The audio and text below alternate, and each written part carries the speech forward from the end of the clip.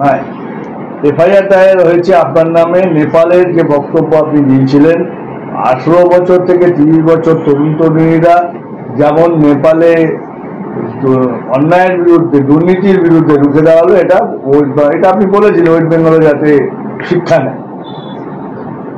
আমি স্পষ্ট ভাষায় বলেছি, এখনো বলে দিচ্ছি আবার, নেপালে বাংলা থেকে 10% করাপশন হয়েছে। বেকারত্ব বেড়ে নেই, বেকারত্ব অনেক আছে, 10% এখান থেকে, এখানে অনুপাতে, এখানকার রেশিওতে মাত্র 10% ওখানে করাপশন ছিল। সেখানে ওখানকার যুব সমাজ 18 থেকে 30 বছরের ছেলে মেয়েরা রাস্তায় নেমে গণঅভ্যুত্থান করলো, সরকার পাল্টে দিল।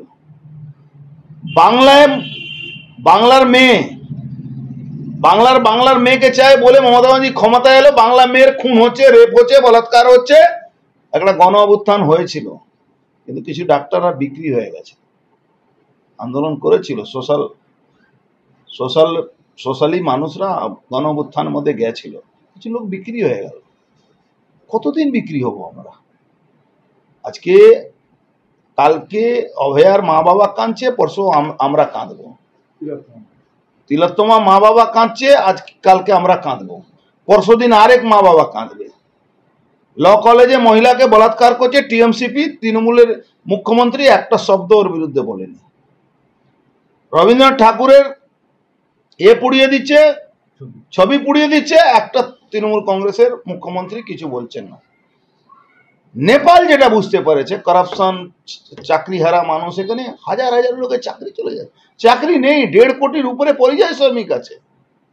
কতদিন বরদাস্ত করবে বাংলা যুব সমাজ? তাকে যদি জাগরণের জন্য বলেছি, কোনো ভুল কথা বলেনি, কিন্তু আমি কোনো কোথাও এই যে এফআইআর আমার নামে করেছে, আর 400 না করলে আমার মান সম্মান থাকবে না। পার্থভূমিকে চ্যালেঞ্জ করছি, মমতা ব্যানার্জি কে বলে 400 থানা আমার নামে এফআইআর করো, কিচ্ছু যায় আসে না।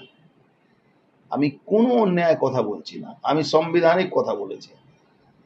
কোনো করাপ্ট সরকারের বিরুদ্ধে গণ উত্থান করাটা কোনো বেআইনি নয়, কোনো বেআইনি নয়।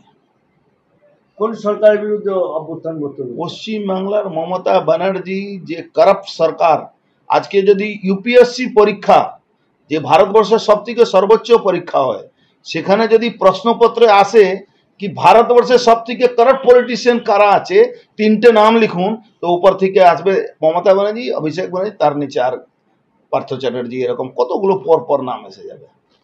কোনো নতুন কথা নেই, বাংলায় কবে জাগবে? এখানে এমন আন্দোলন হয়েছিল সতী প্রথা বন্ধ করার লোক রাজা রামমোহন রায়, যেটাকে মমতা ব্যানার্জি ঈশ্বরচন্দ্র বিদ্যাসাগরের নামে চালিয়ে দিয়েছিলেন। মমতা ব্যানার্জি বলে দিয়েছিলেন কি উনি সেলুলার জেলে স্বাধীনতা সেনানির সঙ্গে যখন 1947 সালে উনি দেখা করতে গেছিলেন, তো মমতা ব্যানার্জি কথা ছেড়ে দিন। আমি স্পষ্টভাবে বলছি, কবে বাংলার ছেলে মেয়েরা এই গণ অভ্যুত্থান করবে এই সরকারের বিরুদ্ধে? একটা পলিটিক্যাল লোক কোনো আন্দোলন করলে কথা উঠবে কি পলিটিক্স করছে, কিন্তু গণ অভ্যুত্থান হয়ে আজকে যত দেখুন, সব সিপিএম এর কমিউনিস্ট মাল ছিল ওখানে, যাদেরকে তাড়া করেছে ওখান থেকে নেপালে। বাংলায় এই কমিউনিস্ট আর তৃণমূল এক হয়ে গেছে, যারা সেকুলারিজমের, ভান্ডালিজমের নামে বাংলাকে তছনছ করে দিয়েছে। যুব সমাজ আজকে, মুসলমানরা কোথায়? পরিযায়ী শ্রমিক হয়ে বউ বাচ্চাকে ছেড়ে যেতে হচ্ছে অন্য জায়গায়। তারা ভোট দেয়, ভোট ব্যাংক আছে, ওরা 99% ওদেরকে ভোট দেয়। ওদের ভোট লাগবে না, ওরা মোদিজিকে ভোট দেয় না, তো আমাদেরকে কি দেবে? যে মোদিজি ওদের খাওয়া দেয়, 80 কোটি ভারতবর্ষের মানুষকে রাশন দিচ্ছে, তার মধ্যে 18% ওরাই আছে যাদেরকে রাশন দেওয়া আছে। ওদের দরকার নেই। আমি বলছি গণ অভ্যুত্থান কবে করবে? গণ অভ্যুত্থান করুক, আমরাও সঙ্গে থাকবো। আমাদেরকে ডাকলে পশ্চিম বাংলায় মমতা ব্যানার্জি সরকার, করাপ্ট সরকার, দাগি সরকার, চাকরি চুরি করা সরকার, চাকরি খাওয়া সরকার, পুলিশের করাপশনের সরকার, রাশন দুর্নীতি সরকার, পুকুর ভরাটে সরকার, বালি কয়লা চোরের সরকার, ইন্ডাস্ট্রি শেষ করে দেওয়া সরকার, বাঙালি অস্মিতাটাকে শেষ করে দিয়েছে, 8000 স্কুল বন্ধ করিয়ে দিয়েছে।